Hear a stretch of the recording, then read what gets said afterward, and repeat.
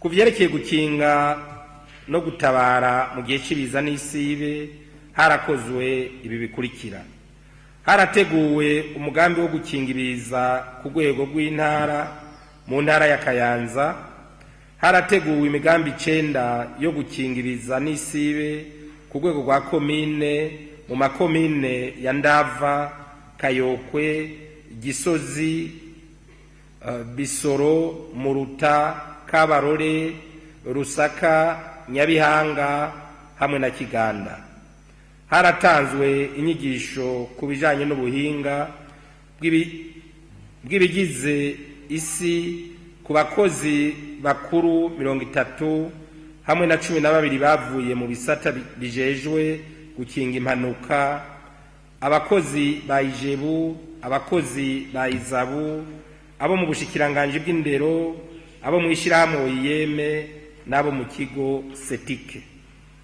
Haratanzwe imfashanyo ku miryango y'abantu nikora ingana n'ibihumbi 5,720 mu ntara za Bubanza, Cankuzo, Karusi, Kayanza, Kirundo, Makamba, Muyinga, Ngozi, Rutana na Ruyigi mu mugambi w'ubushikiranganje ufatikanije n'ishirahamwe Oxfam. Umuryango wose ukaba waronkejwe amafaranga y'amarundi angana ibihumbi 260.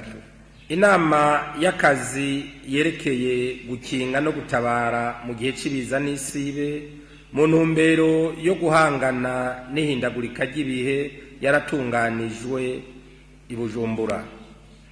Ikibanza zo kwimurirwa abahuye n'ibiza vy'umwuzurire mu Gatumba, Gakungwe muri komine Kabezi kigiye gutunganywa neza. Haratunganijwe uruganda rwo kurabira hamwe ivyihomagurika ry'imisozi mu Burundi.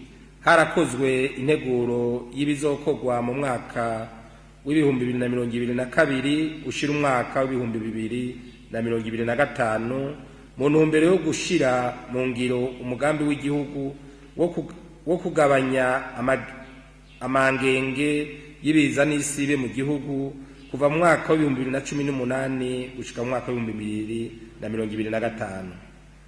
Umunsi mukuru mpuzamakungu wahariwe kurwanya ibiza n'isibe warahimbajwe mu ntara ya Kirundo.